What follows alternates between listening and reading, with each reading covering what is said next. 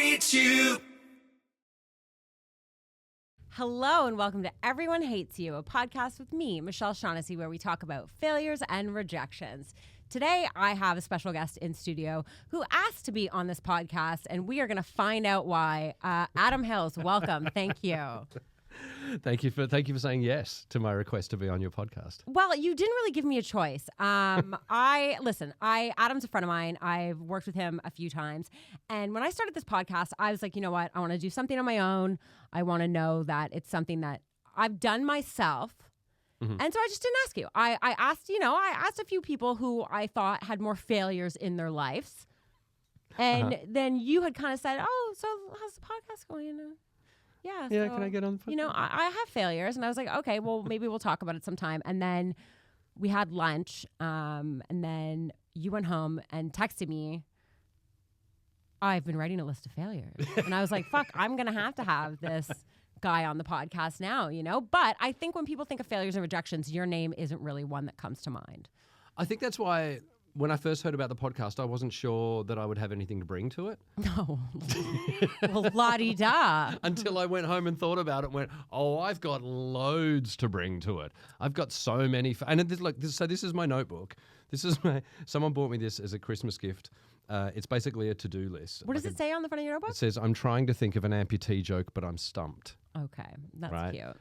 Bought for me by one of the guys I play disability rugby league with, who's also a leg amputee. Okay. So that's why that. And I was, I always have this next to me when I'm working, because then I always think of things I need to do. And go, oh man, I haven't done that. And so I just write it in my to-do list. And then, so I think that day I went home and I was working on something, and this book was next to me, and I thought, oh yeah, I guess I did have that failure so I got this out and then wrote one. And then I kept writing, and they're not in any particular order, but I've got a list of about 10 or 12 different failures here that I thought, oh my God, my career is littered with failures. I mean, I guess most people's careers are littered with failures, right? I mean, I guess that's the only way you ever find success is through failure, unless, you're one of the lucky ones or a Nepo baby. I don't think you're either of those things.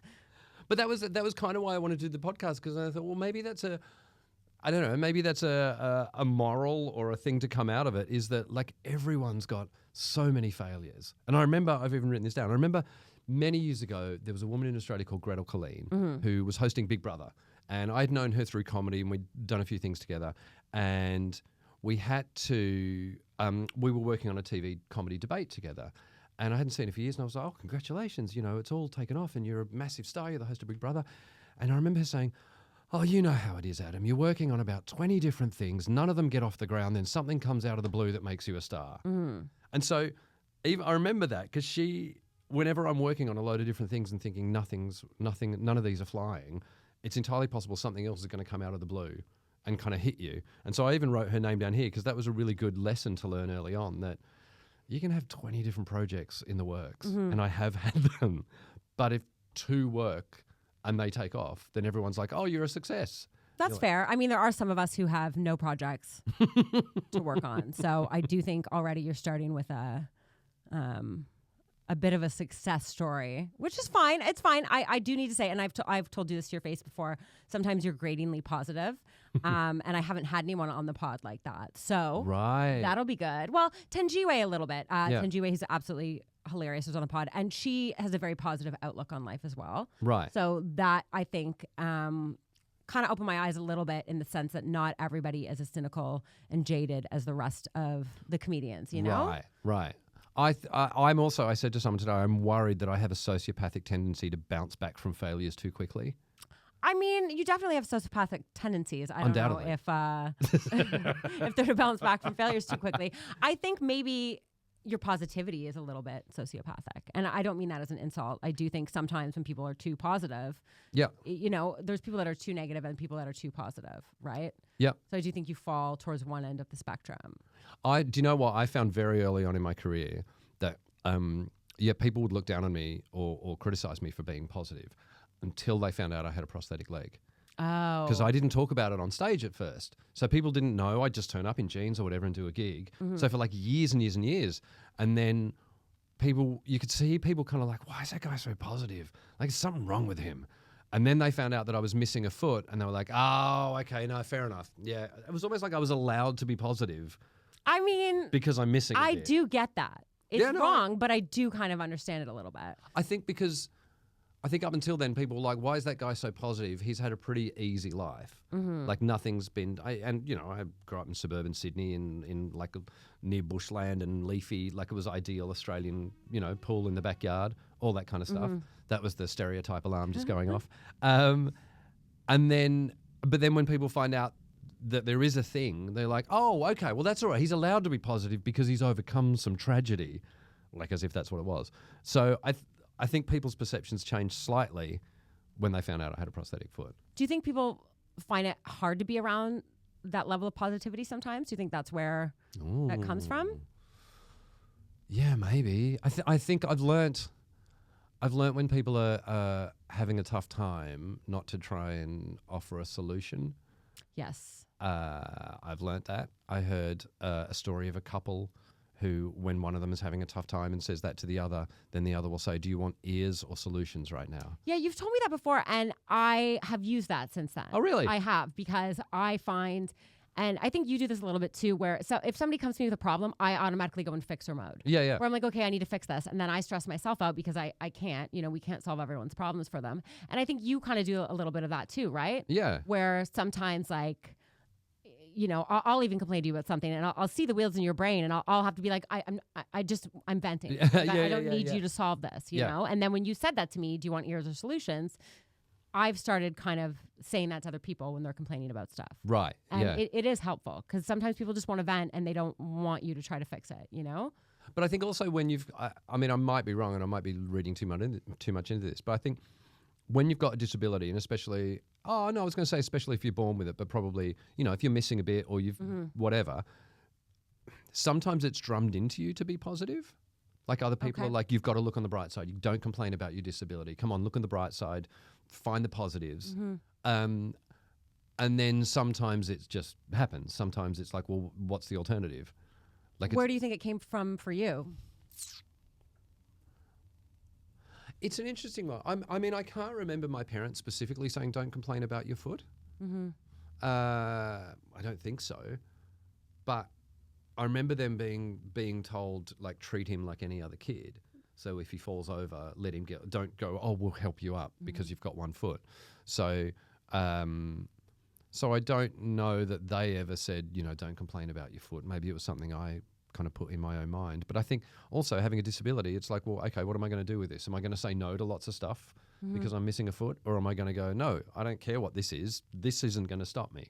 Okay. And so I think probably what it's taught me is if there's something I really, really, really want to do, then I'll do it. Okay. Like disability rugby league. Surfing, I've never surfed. Yeah, it doesn't faze me that much. I could do it if I want to. I don't know. I feel like a year from now, you're going to be like, I've started this disability surfing league and we're going to the Olympics. Like, that would not shock me whatsoever. Very possibly. Yeah. So I think, I don't know. I've been doing a joke about it in stand-up that I think if you've got a disability, it's a generalization, but I think you either become more negative or more positive. You either, like I've met people with disabilities who are like, that's it. I've lost a limb or I've lost a couple of limbs and that's it. My life's over. And I've met people with disabilities who go, I'm not going to let anything stop me. And I think, my line on stage is, I like to think my shoes are half full. So it's a generalization, but I think it stands true. Okay. Do you want to hear my failures? I do want to hear your failures. I'm very curious as to where this. Shall I go chronologically? Just start with number 3. What's number 3 on your list? Okay, all right. What is number 3 on my list? Let me have a look. Oh, yeah, okay, great. Yeah, cool. Okay, so after doing stand-up for a little while, I had a very good agent who said I should, try some acting, do some auditions, that kind of stuff. I remember him saying to me, "Who's your favourite actor?" And I said, "Tom Hanks." And he went, "Good. No, that's good. Keep following that." I don't know what that means. So what I've written here was an audition that I did, and I was meant to do an announcement as a captain. It was meant to be a comedy audition and a pilot, and a kind of almost like a new age pilot. That's all I can really remember. And I remember doing this audition as this new age kind of pilot. And I kind of did a character. It was almost like Neil from The Young Ones, which is a English comedy. It was like, hi, this really like hippie vegan type. And afterwards the director kind of went, all right, can you do that again? But just do it more as yourself, less as the character. And I did it once more as myself. And the director went, are you gay? And I went, no, I'm not actually. And she went, well, you're very brave. Thanks for coming in. I wonder what she would have said had you said, yeah, I am gay. I don't know. I don't know what any of it meant. Are you gay? No. Well, you're very brave. Literally, okay. And so no feedback, nothing. Just you're very brave. You're very brave. Okay. I to this day have no idea what that feedback was. I don't know. And there was a similar one not long after that I've written down where it was a it might have even been her actually. I can't remember. It might have been that same director who actually said, "How much acting experience do you have?" And I said, "Oh, I've not acted. I'm a stand-up." And my manager at the time had said, "But you're on stage every night. You know how to project. You'll be a really good actor." And I said, "Oh, I don't. I do. I mainly do stand-up." And the director went, "Right. See, you coming to me to audition for an acting role is like someone who's watched a hospital drama turning up at a hospital and saying, 'Can I operate?'" Whoa. I feel like this director just didn't like you. I feel like you had no shot with this director. But she was also being quite nice. Like, yeah, but sometimes you can be nice. You can seem like you're being nice, but your words are not nice. Mm-hmm. Okay, there was another audition I did for an ad where it was for cat food, and I was meant to be a waiter at a posh restaurant serving very fancy cat food to a cat. No words. So I did my best posh waiter. Trying to if my face was making noise, it was would serve. And as I left the audition, I heard the director say to his assistant, "What an obsequious little man." What does obsequious mean? Smarmy, overly smarmy, a bit of a suck up. I was like, well, that's the point of a waiter at a posh restaurant. God. So there you go. Like, no acting audition. I've not done an acting audition, I don't think, that I've walked out of. I did one for, I can say the film, The Kingsman. Okay. So the Kingsman films 1 and 2, and then there was a prequel, and it was set in World War I, I think. And I mean so the first email came directly from the director, Matthew Vaughn, who said, "Big fan of The Last Leg. I've seen you do, skits on The Last Leg. We've got a role for a soldier who's missing a leg." Perfect. Like, who else? And he said, and I really would love to get someone who is missing a leg. Would you come and do it? And so I, spoke to him. He rang me up and said, "Have you seen, there's a film with Sean Connery and Michael Caine called The Man Who Would Be King. That's the vibe I'm going for." So I watched the film, and he's like, and it was basically, it's a scene where this guy has been running, he's defected from the German side. He's an English soldier. He's defected from the German side. He's running across no man's land, gets blown up by a landmine, but he's got like some data on a little key or something like that. And so then the English guy comes and gets it from him, finds him in the foxhole.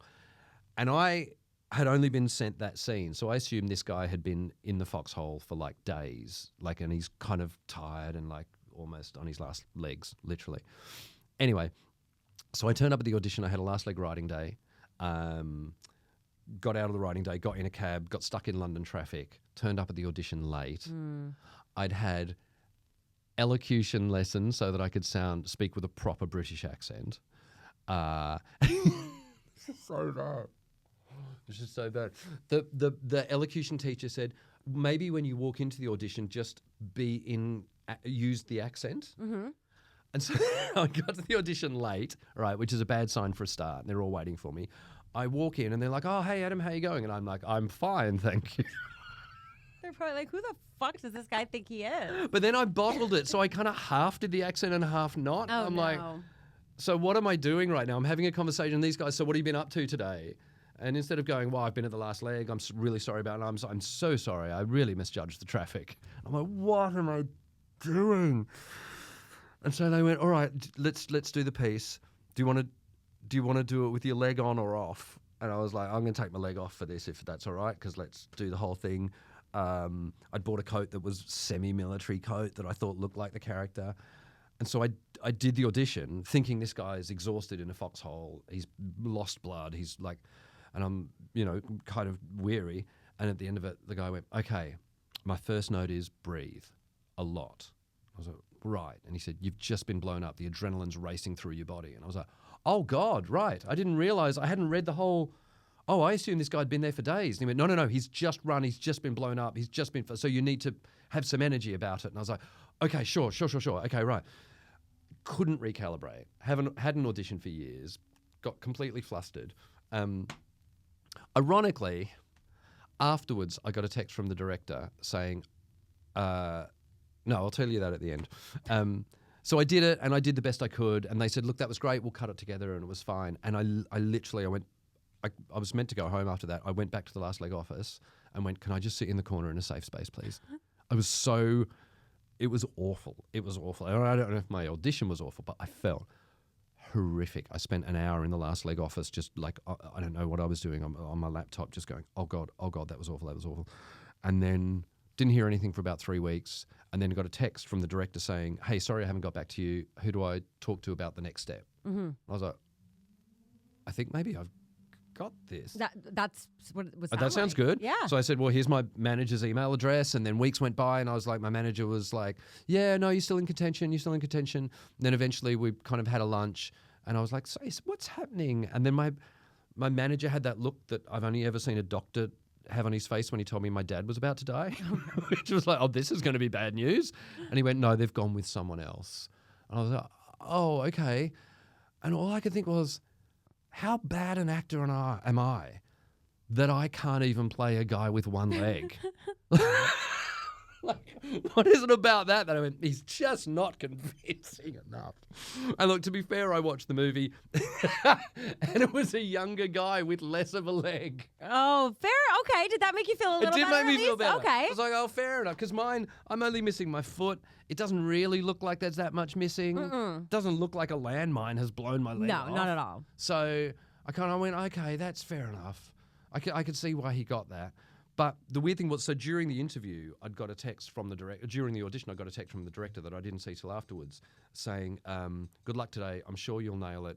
If all else fails, just do the whole thing in a Scooby-Doo voice, or in your Scooby-Doo voice." Because I knew I had a Scooby-Doo voice. I really wish I had seen that first, because if I had have seen that, I literally would have done the first take in a Scooby-Doo voice. Mm-hmm. I just would have been. I can't even remember what the words were, but like. Or at the very least, it would have put you at ease a little bit. Exactly. That's why I would have done it. I would have been like. I mean, it kind of sounds like it was your right. part. You've come to rave me, and then I would have relaxed, and then it would have been. It kind of sounds like it was your part to lose. Like, it kind of sounds like they're like, we got the guy. This audition's a formality. He's gonna have to do really bad to not get this role, and then they were like, oof. Yeah, right. Have to go with something else. Oh my God! Every audition, like I've now have to learn acting is not for me. I probably hold the record for most auditions and no bookings. Like, I had an acting teacher say to me a couple of years ago, because we were talking about, she was like, how long have you been doing it? And I was like, literally like 20 years. Like, I've been auditioning for 20 years. Yeah. And I booked like 3 things. And at this time I had booked nothing. And she was like, wow, you're an urban legend. Most people would have quit after a few. And I was like, oh my God, I'm so embarrassed. Wow. Because I've had so many of those auditions where you think you nailed it and you just don't get it. Yeah. And so many when you think you're shit and you probably were shit, you know? Yeah. But auditioning is one of those things that it's like, you have to have a tough skin for. But a lot of us don't. That's why we're in entertainment, you know?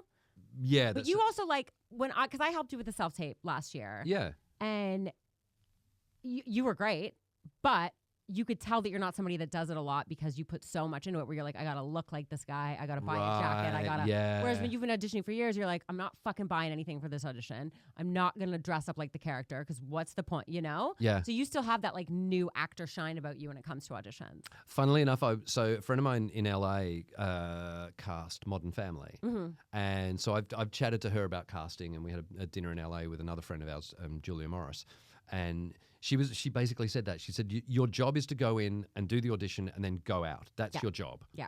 Don't think, do you want it differently? Where should I sit? How should I? Just do your thing and go. It's like buying a lottery ticket. You buy it, put it away and forget about it. Yeah. And she told a story about, there was a story about Rebel Wilson. It might have been Pitch Perfect that she was auditioning for. I'm not sure.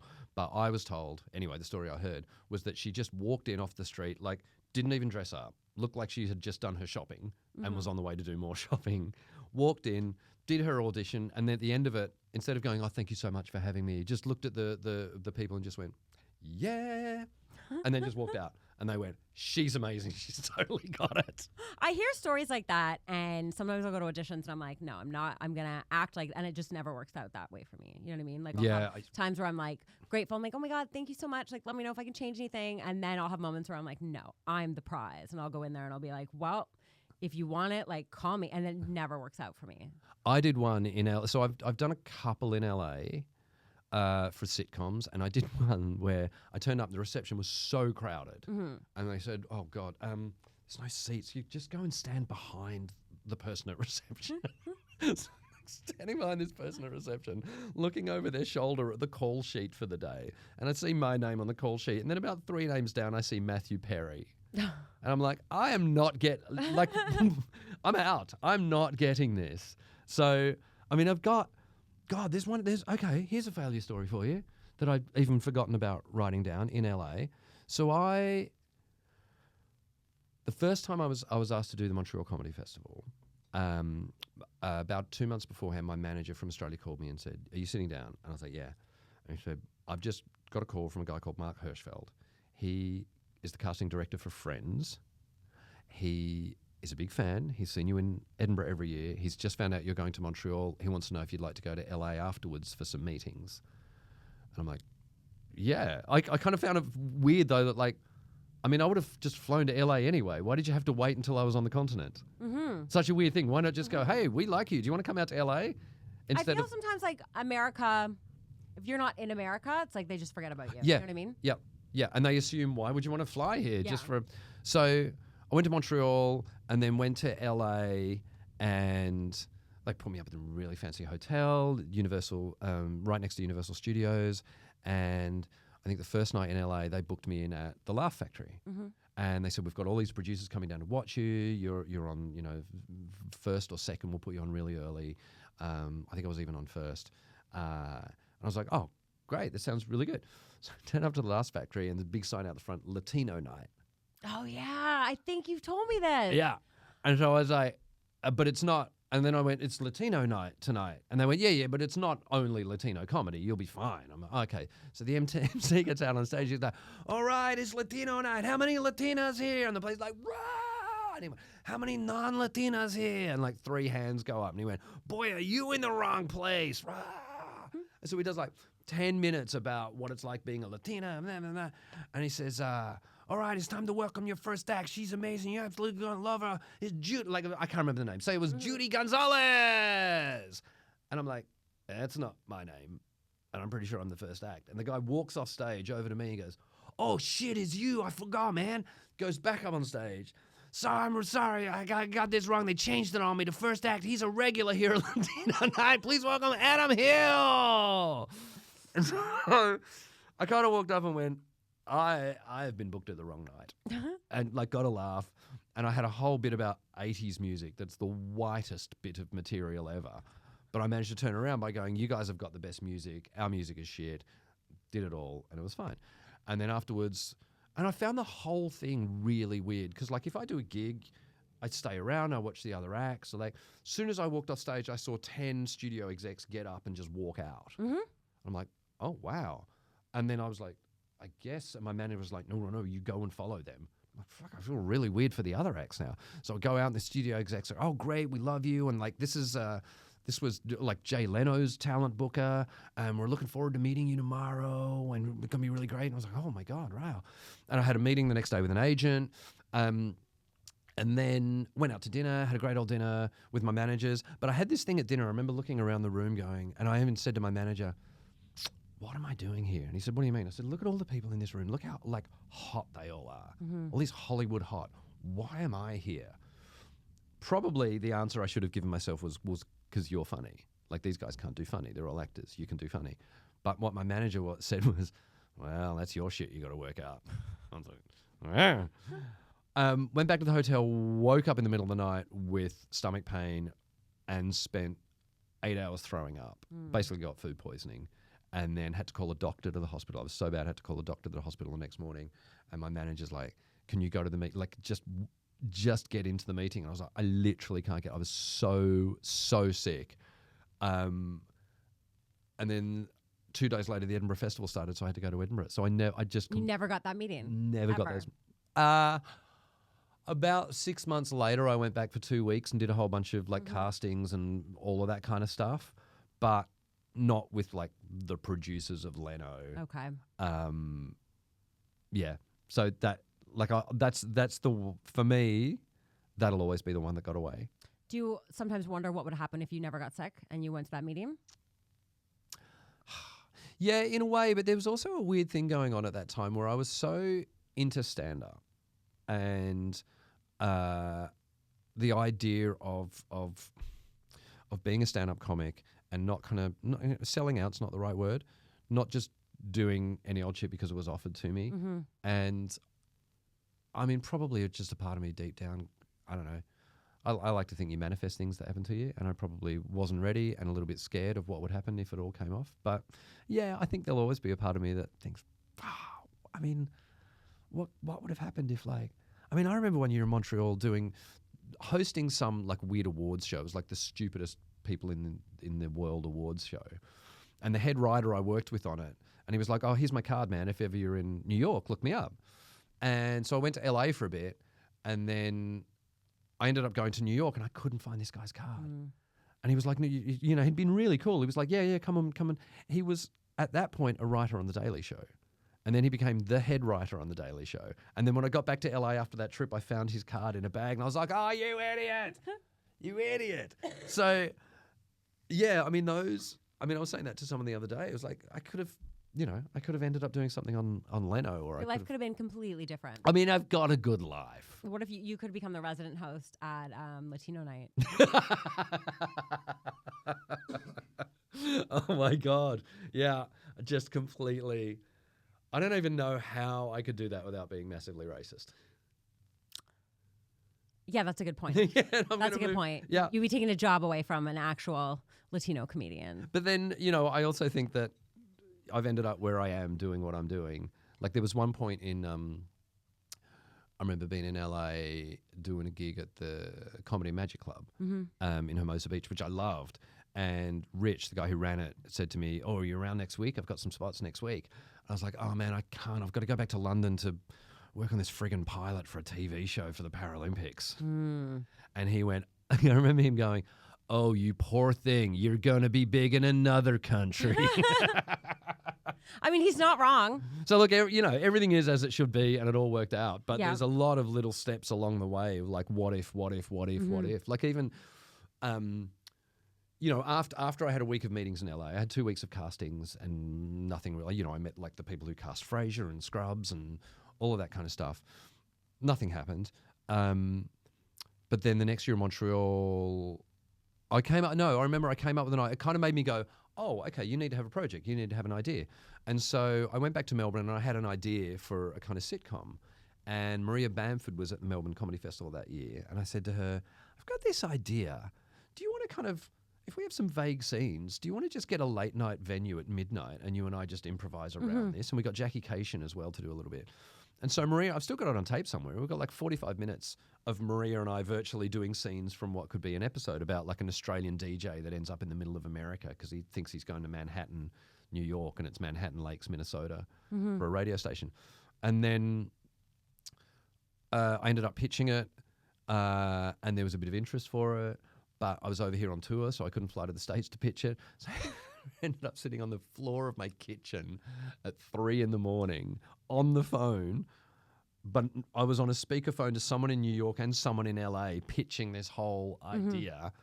And then they ended up not taking my idea because they went with Flight of the Conchords. Okay. Which, like, fair enough. Yeah. But yeah, like how many failures?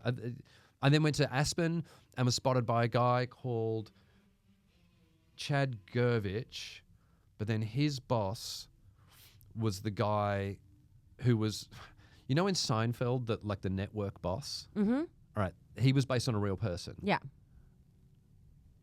I can't think of his name. Anyway, he had gone out. That guy who was the head of NBC, who gave like Leno the spot or whatever, he'd gone out on his own he said, like, what kind of show do you want? Like, I want to meet you, and what kind of show do you want to do? And I was like, I have this idea for a show, and I talked for like 20 minutes, and he went, great. What I think, Warren Littlefield, that was his name, Warren Littlefield. And then he told me this whole show that he wanted to pitch, and I remember saying, it sounds a bit like Louis Theroux.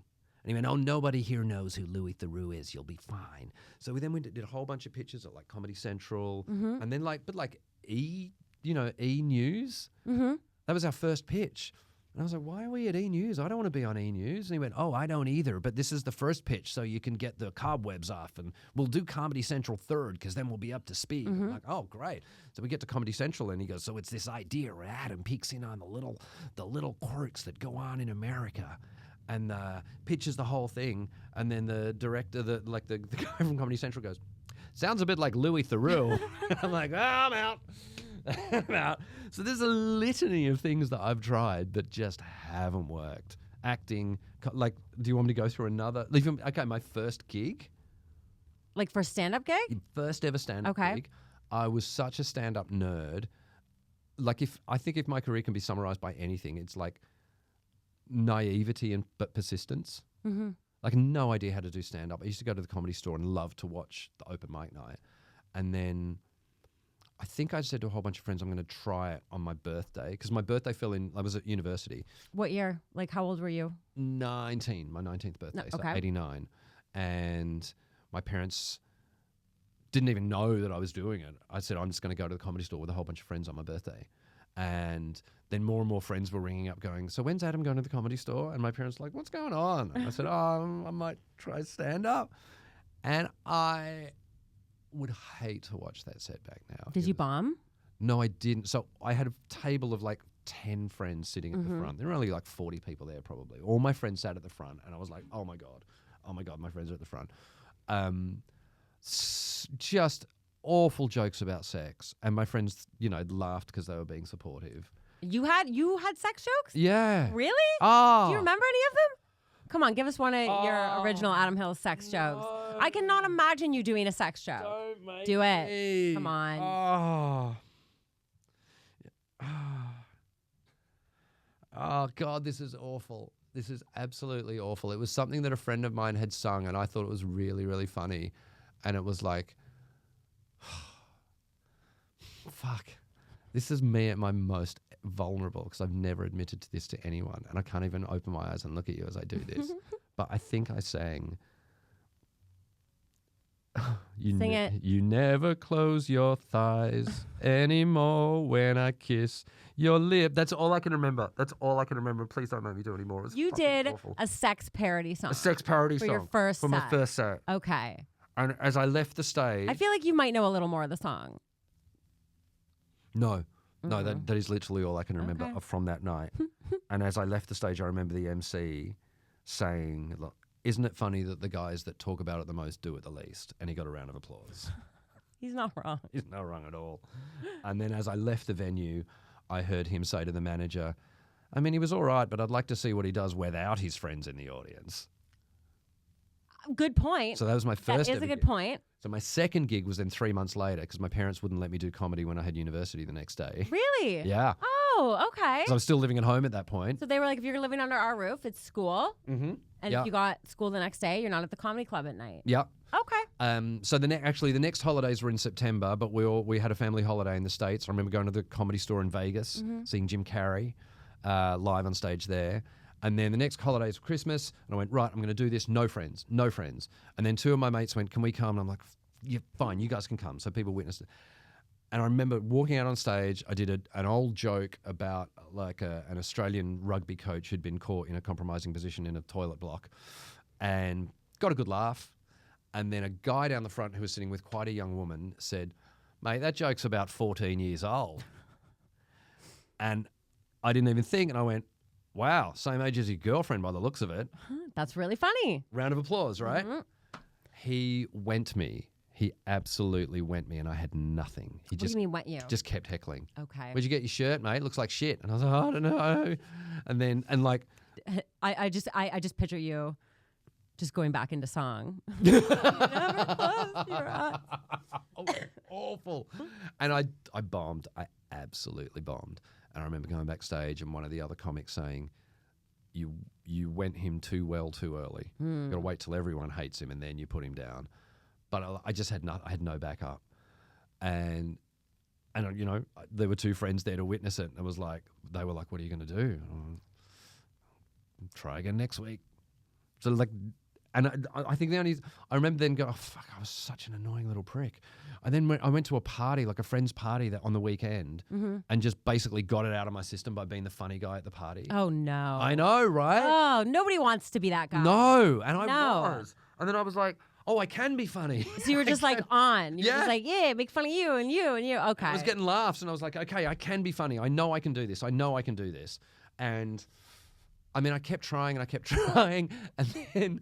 And then there was a camera in the roof so you could film yourself. And so I took in a VHS, filmed myself, took it home. And then my mum was like, oh, we'd love to watch it. And I was like, oh, no, don't. And she was like, oh, no, I'll put it on. I'll call your dad in and we'll watch it. And I'm like, oh, God, no. So I left the room and they watched it. And I heard my dad storm out of the room and go, that's not funny. It's just filth. It's just filth. It's just sex jokes. It's just filth. I was like, raw. That would be like my dad too. Yeah. So then I went, right, I'm going to write jokes about my parents. And so I wrote, and I remember the first joke I wrote that actually kind of set me on a path of, oh, this is the comedy I should be doing. I wrote a routine about how embarrassing it was when you were a kid and you were dropped at school by your parents. And like it'd be rainy or it'd be cold and one of your parents would go, oh, I'll drop you to school today. And you're like, oh God, no, I have to get out of the car in front of all of my mates. And then you're trying to act cool and then you hear, where's my kiss goodbye? And you're like, oh shit, no, don't make me kiss you on the lips. And so the tag was, this one day I went, right, I've had enough. I need to end this. So I stuck the tongue in. And, you know, it was the last time Dad ever dropped me to school. That's really funny. So that joke, suddenly, a clean joke about my parents, and people went, well, yeah, like, you're 19, dude. I was still a virgin. Why was I doing sex jokes at 19 as a virgin? That's what I was going to say that, but I didn't know if you'd get mad if I said that you were still a virgin at 19. Yeah. And so then I went, oh, well, this is, you know, and then a few of the older comics and older producers, well, it was almost like they'd been waiting for me to discover that. And were like, nice work. Well, it is true because I think like, and people told me this when I started, because I started as a teenager too, where they were like, when you're young, there's stuff people just won't take you seriously if you try to talk about because they can tell you don't have that experience, you know? Yeah. So you got to find your lane and kind of like stay in it until you grow up, you know? And then I find now that there's stuff that I tried to talk about when I was younger that didn't work. And now it does work because I'm an adult. Interesting. Yeah. Yeah. So and also when I started, there was one other guy who was 19, but most everyone else was a little bit older. So the idea of doing comedy at 19, like, really stood out. So why not talk about what it's like to live at home with your parents? Because no one else is going to talk about that. But I remember someone saying to me early on that if you start late, you've got a lot of life experience, but you need to learn how to be funny. But if you start early, you learn how to be funny gradually, and then by the time you get the life experience, you're like, I can convert this instantly into a joke. So, yeah, I can understand. Yeah, but that's when I learned, oh, geez, don't do sex jokes like everybody else. Do the thing that makes you different. So, yeah, that's when I kind of learned. But, you know, it took a few failures to get there. Let's go down more of the list. What else you got? All right. Do you have anything that's not... Actually, I'm just going to let you go through your list. Then I'll ask questions. Okay. Yeah, most of those, I think I've covered lots of... I think, yeah, probably the only other career one is just kind of a failure, and it's kind of okay. So at the end of 2019, I was asked if I would do a tourism ad for Australia, but for the British market. So advertising Australia to the Brits. To Britons. Yeah. And it was going to be with Kylie Minogue. So she had, a friend of mine, actually Eddie Perfect, had written a song. Kylie was going to sing it. I'd kind of add some of the comedy bits. And we did it. We got in studio. Like she did all her bits first, and I went into a studio and then kind of sang my bits. And I remember Eddie going, "You're doing a duet with Kylie Minogue. You all right with that?" And I'm like, "This is absolutely awesome." Went out to Australia. We filmed an ad on the beach. They'd made this like 3.5 minute thing. It was going to be the same time as the Queen's speech is on BBC. Directly after that, on the commercial channels, they'd show this ad for Australia. So it was like Kylie doing the Queen's speech. And it was like, and also two things happened. I was in Australia when it was released. and it was interesting because it was released about like probably midday in the or maybe 3 in the afternoon in the UK, which is midnight in Australia. So the first load of tweets I got were for British people saying, love the ad, love the ad, love the ad. And then Australians woke up the next morning and watched it and hated it. Really? Oh, yeah. Because, I mean, it's like, okay, you know the Paul Hogan chuck a shrimp on the Barbie? Are you aware of that? Yeah. Right, okay. He got so much abuse in Australia for that because we don't call them shrimps, we call them prawns. Okay. So And just nitpicking. Yeah, and his response was, yeah, but I'm not making the ad for Australia.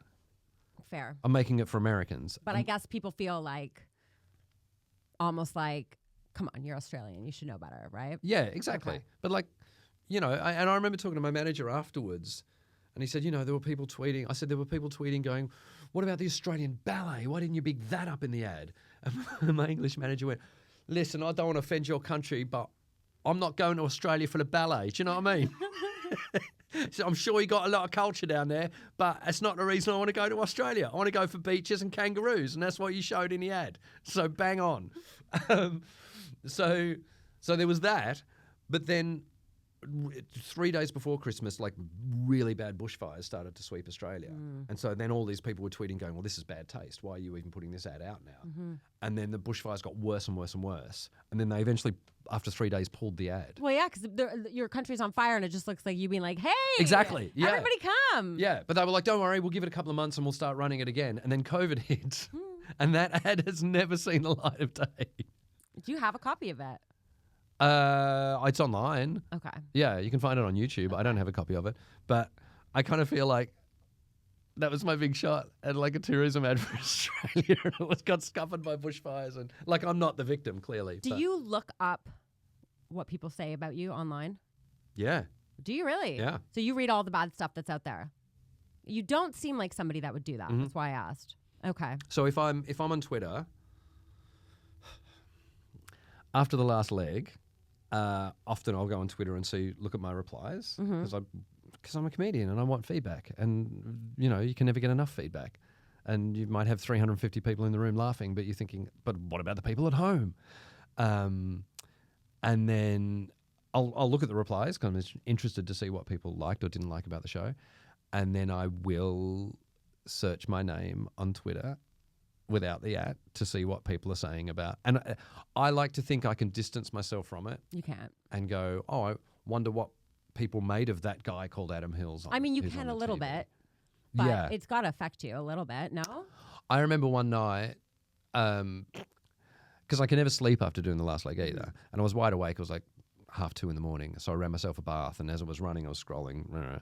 And some guy tweeted me, you know, calling me a dickhead or whatever it was. And I wrote back saying, how sad is your life that it's 2:30 in the morning and you're tweeting the guy you saw on television? And he wrote back, no, how sad is your life? You've just been on television. It's 2:30 in the morning and you're tweeting some random dude. You must felt I was pretty like, dumb. It's a really good point. No, and I think I wrote back, you have an excellent point. You want to then hear something really psychotic? Mhm. It's going to make me sound psycho. Uh-oh. Sometimes I look up online to see what bad things people are saying about you.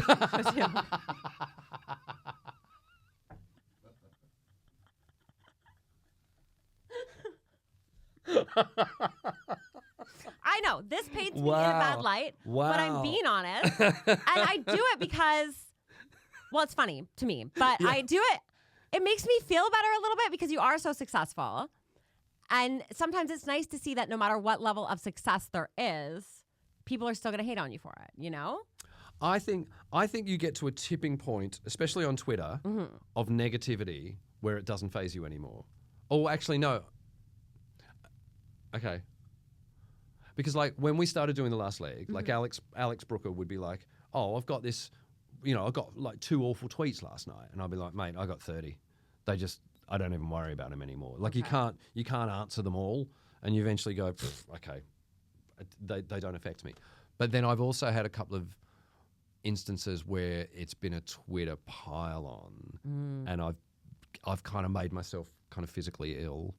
Like there was a referendum in Australia recently about giving Aboriginal and Torres Strait Islander Australians a voice to Parliament, and it got really, really divisive and horrible. And I had to take Twitter off my phone for a while. Oh, people got really mad at you. Yeah, I know, yeah. because I searched your name for me.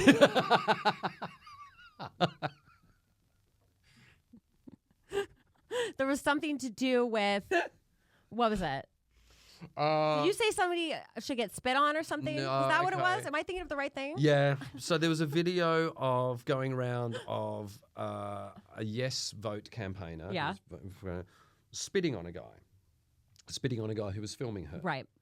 And people were then tweeting me saying, well, is this what you condone? Is this what you stand up for?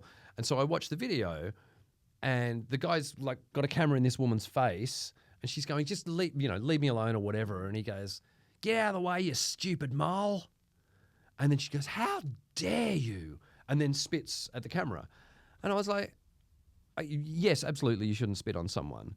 But like, you also shouldn't be filming women and calling them a stupid mole. No, you shouldn't. Like, that's kind of borderline harassment. So what I wrote was, I don't condone. I don't think you should be spitting on anyone, but I also don't think you should be calling women stupid moles. But the hashtag I wrote was talk shit, get spit. Yeah. Okay, that's set people off. And I've heard that in rugby league, talk shit, get hit.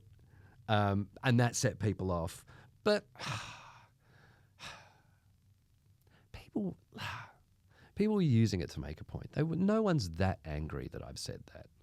Do you know what I mean? Like, No, you saw what was written to me. Yeah. No one's genuinely that angry about me saying that. And then they wanted to make an example out of you. yeah, and then they dredged up an old tweet, and this was a massive Twitter lesson for me from years ago. Remember when the Bataclan attacks happened, the terrorists? Mm-hmm. Right.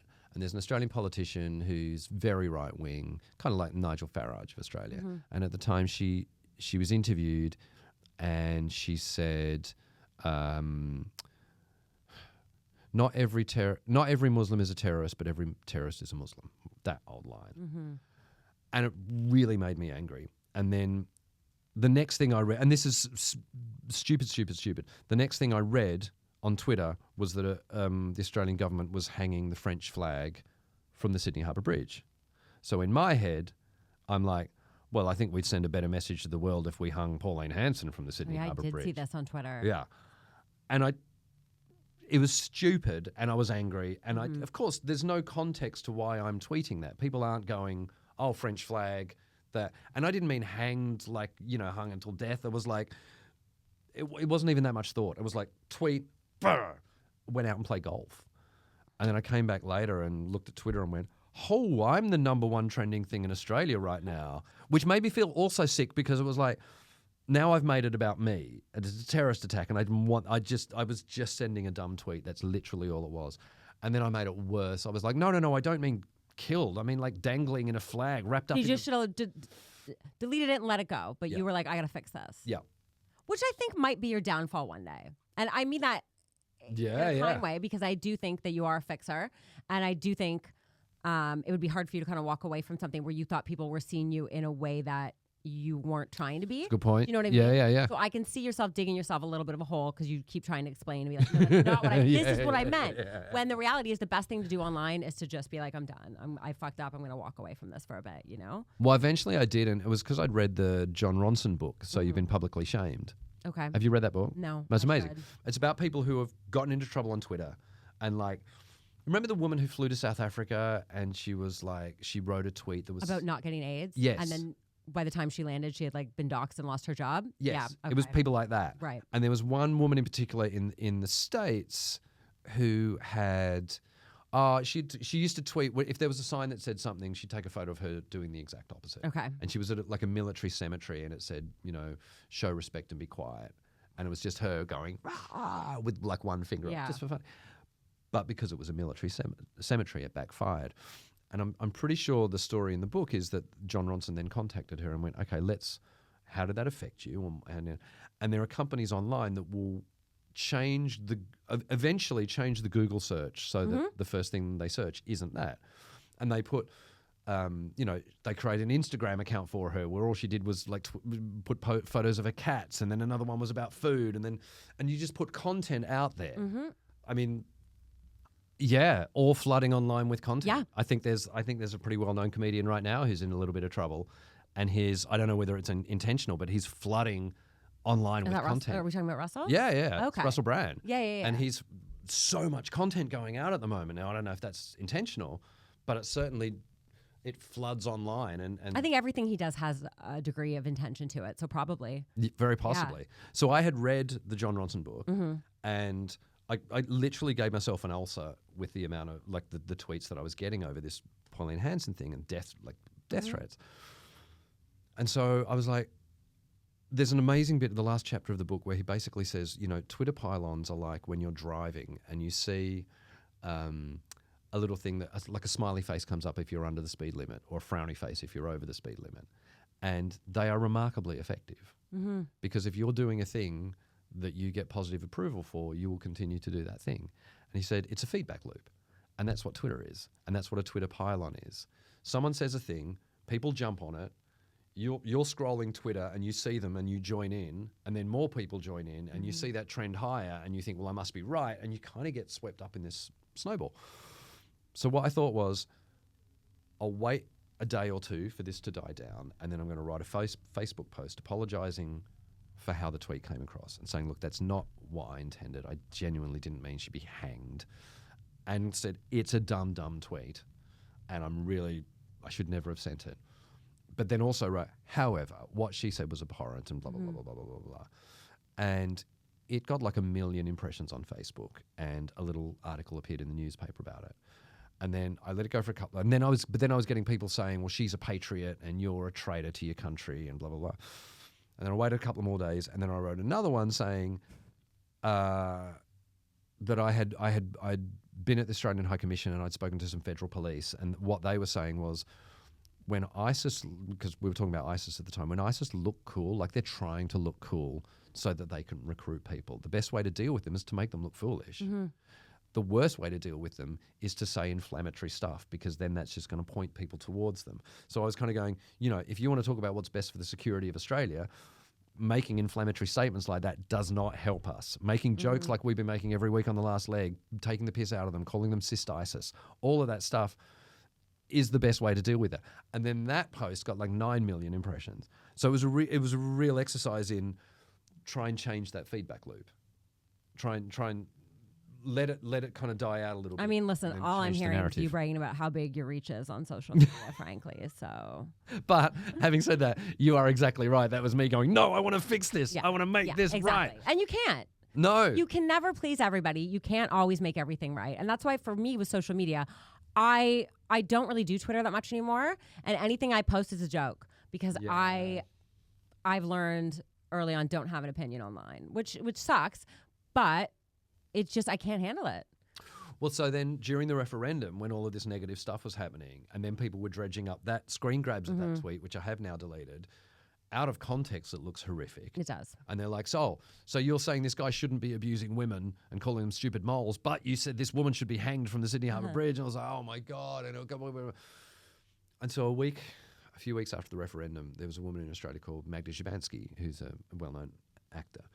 And she was copying it. And I had activists for the yes vote tweeting me or DMing me going, oh my God, are your replies normally like that? That is horrific.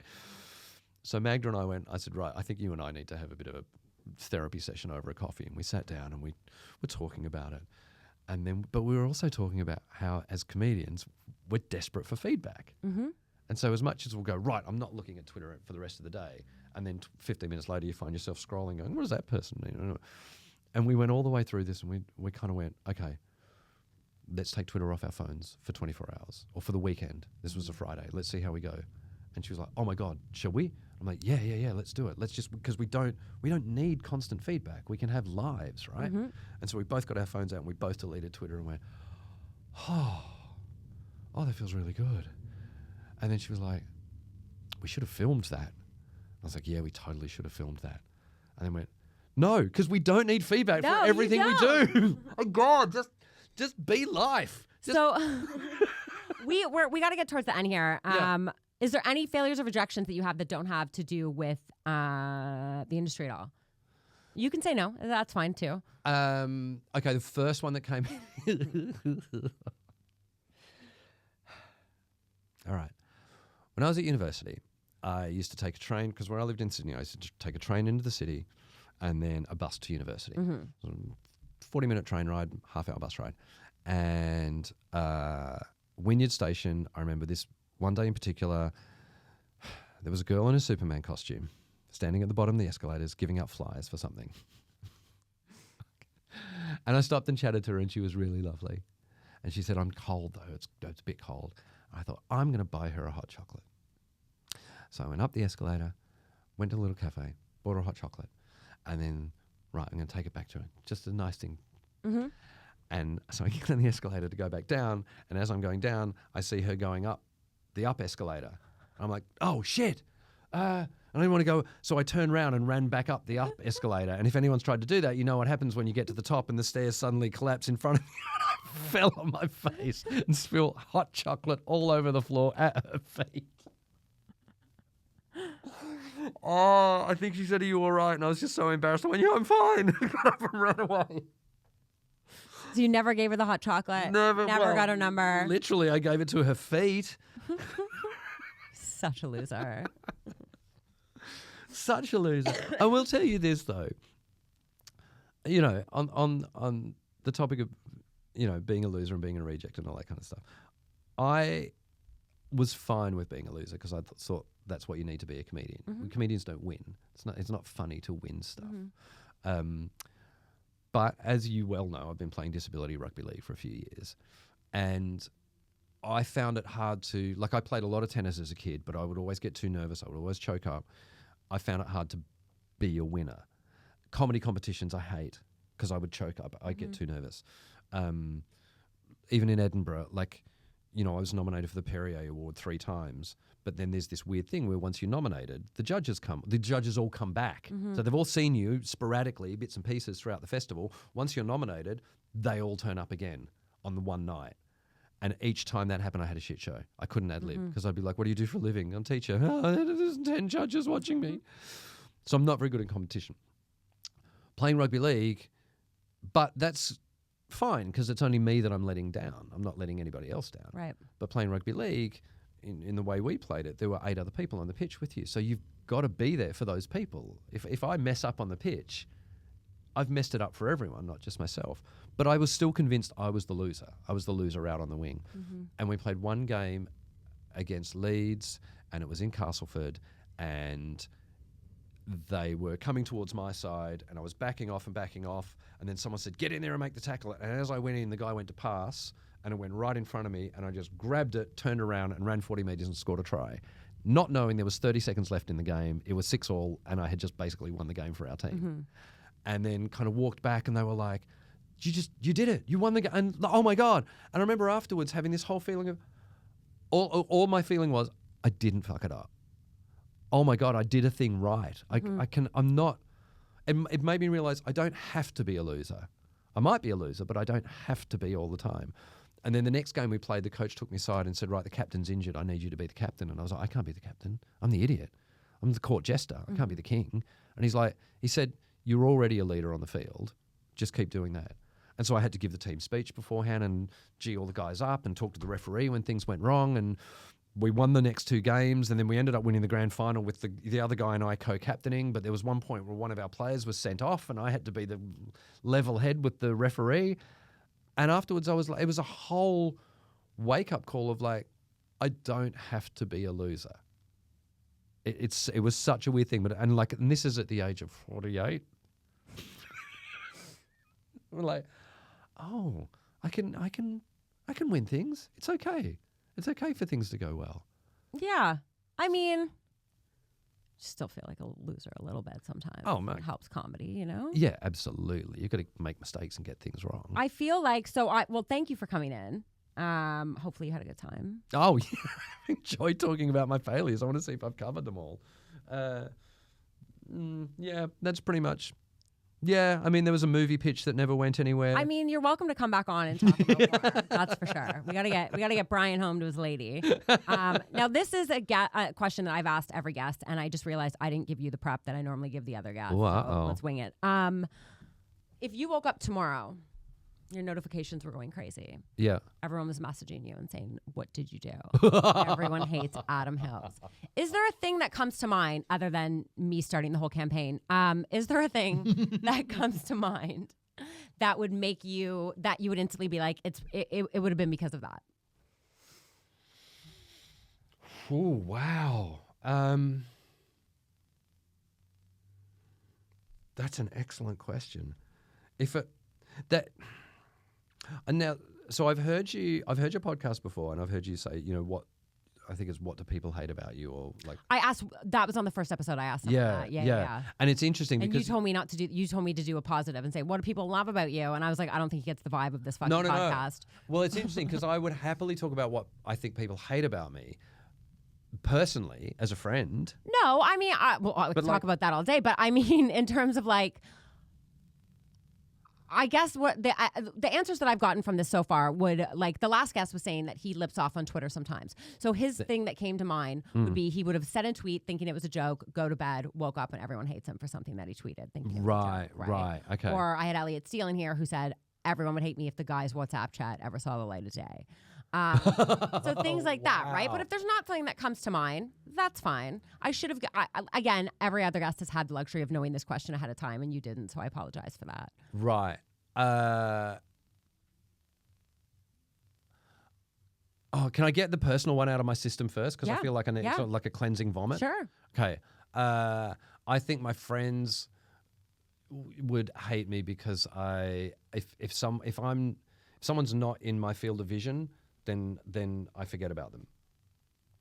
And part of that is if I'm in Melbourne, I forget about people that are friends of mine in Sydney, and if I'm in London, I forget about friends and people that are friends of mine and it's only when I'm in a city, like I can literally, and this has happened a few times, doing stand-up, go think, right, I'm in Perth on Friday. Who do I know in Perth that I'd like to catch up with?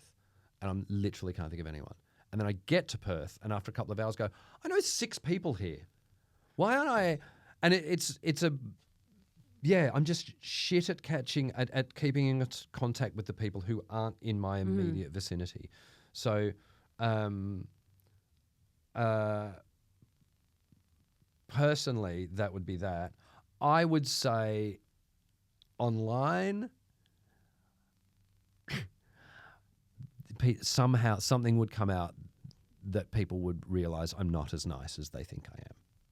I've got an image of being the nice guy of comedy. I've never propagated or tried to. Listen, I've been doing my best to change that image for you. But it's happening a lot slower than I think. But I think it would be probably like a Twitter thing. You lip back at somebody thinking it's funny, or you try to explain yourself, and then you go to bed and wake up to people being like, what the fuck is wrong with you? I think it would probably be a Twitter thing, knowing you and knowing that you look at what people say about you on Twitter. I think it would be someone on Twitter going, do you know what? I had an experience with Adam Hills that was not particularly nice, right? And then someone else would go, do you know what? I think he's a bit of a dick as well. And then it would be like all these little maybe microaggressions that then become macroaggressions. And I'd be in the middle of going, I never said I was nice. I'm a dick. I'm happy to admit that I'm a dick. I don't think I've ever heard you say that before. Really? Yeah. What? That you're a dick. I'm a bit of a dick. Yeah. This is a great soundbite. I appreciate it. Is there anything? I just think in the industry that we're in, there are a lot of massive dicks. You're nice for a comedian. Right? It's like when people tell me I'm hot for a comic. You're nice for a comedian, and I'm hot for a comic. But we're both trash. Yeah. So let's be honest about that. In the normal world, I'm not nice. No, in the normal world, I'm average. I know my place. Is there anything you want to plug? Where can people find you? Except for everywhere. What do I want to plug? I don't know. I mean, I guess I've got a kids' book coming out in July. Okay. And I'm promoting para-standing tennis, which is like disability tennis. So I guess for people in the UK, go to the Lawn Tennis Association, or if you're in Australia, Tennis Australia, or look up parastandingtennis.com. It's basically tennis for people with disabilities who aren't in wheelchairs.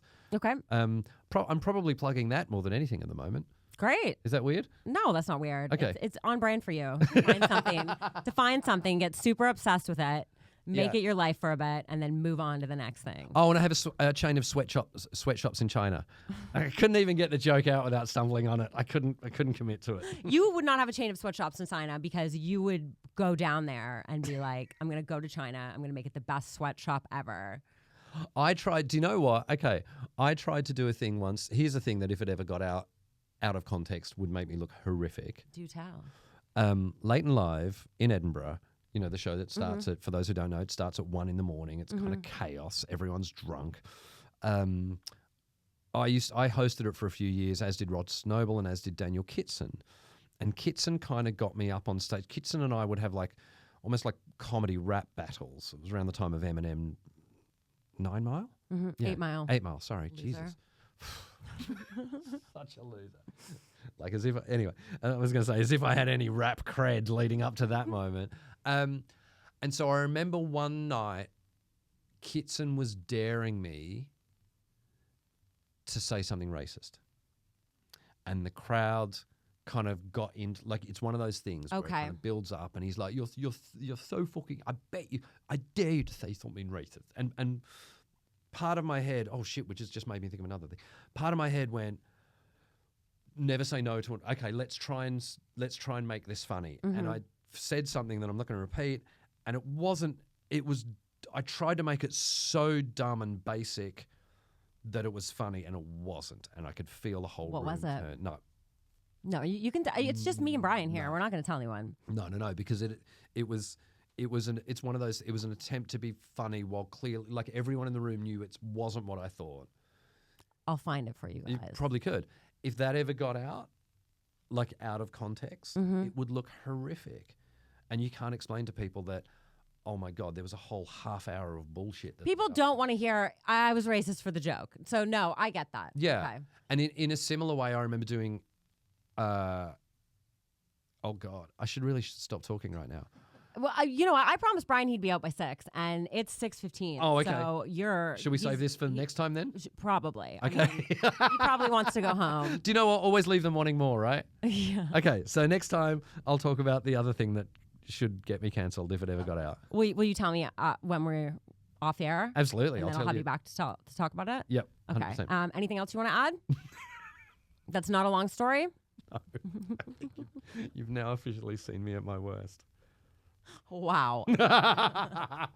Thank you so much for coming on. This was Everyone Hates Adam Hills. Yay! And that's a wrap. Well, I mean, well done for getting me to talk about stuff on a podcast that I've never talked about on any other podcast. Everyone hates you.